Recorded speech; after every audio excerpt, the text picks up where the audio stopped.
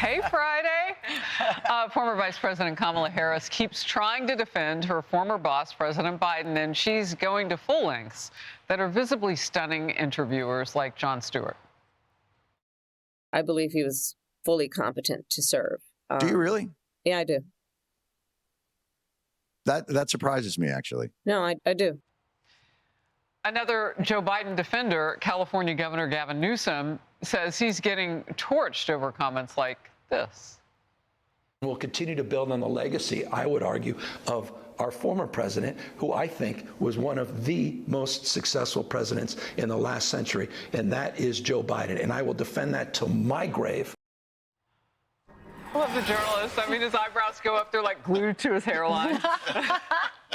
Charles. I don't even know what to say.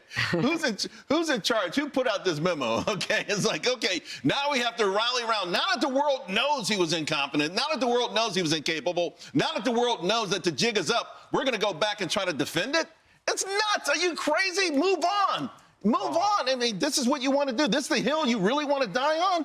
You know, this is the stand you want to take, that he was competent? Everyone knows he wasn't. By the way, you did eventually replace him, right, with someone else. So, and then believe me, Kamala Harris was behind the scenes nudging everyone. They didn't look too good today. For her to act like, oh, man, she wanted this job. She wanted to run, and she thought she could run earlier, probably, you know, and it just took a while before they can actually nudge him out. But he was nudged out by Democrats and by folks in that party with power for a reason. You know, Rosanna, James Carville and a few others have been saying that just stop talking at this point. Of course. But you know what? I think all of them. Is it loyalty or liability? Are they really defending themselves? Are they really trying to say, OK, I didn't see it. I didn't see it, because then if they rewrite history, then they save their own future. Because how can you keep on saying, I didn't see anything, when we all saw it? And, you know, we talked about this over a year ago. We were sitting here and I said, you know, I take care of someone who, you know, has mental decline. And I see that look in his eyes. And it reminds me of my family, you know, when I was taking care of somebody who had the same look in his eyes. I knew it. I just knew it. And anybody who's been a caretaker for someone in their family, they know that look. And so maybe what I'm saying is Ms. Harris and Mr. Newsom are saving themselves for the future. That's even worse. That's smarmy. They need their right. They still have other dreams. Charlie. Yeah, just focusing on the late night element of it. There's this this trend of late night hosts becoming so visibly shocked by people defending Joe Biden. There was the Stephen Colbert moment with Karine Jean-Pierre. He was like aghast. And now you have this with Jon Stewart and Kamala Harris. Where were they like 2 years ago when Joe Biden was wandering and shaking hands with air? So it's very easy to become so shocked by the defense when the stakes are so low.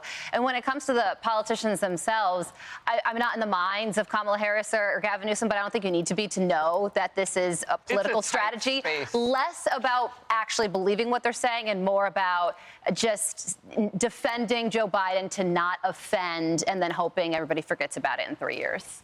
That Karine Jean-Pierre book tour, by the way. Woo, yeah. That is not going well. I think the tours are not going well. The tour's not going well.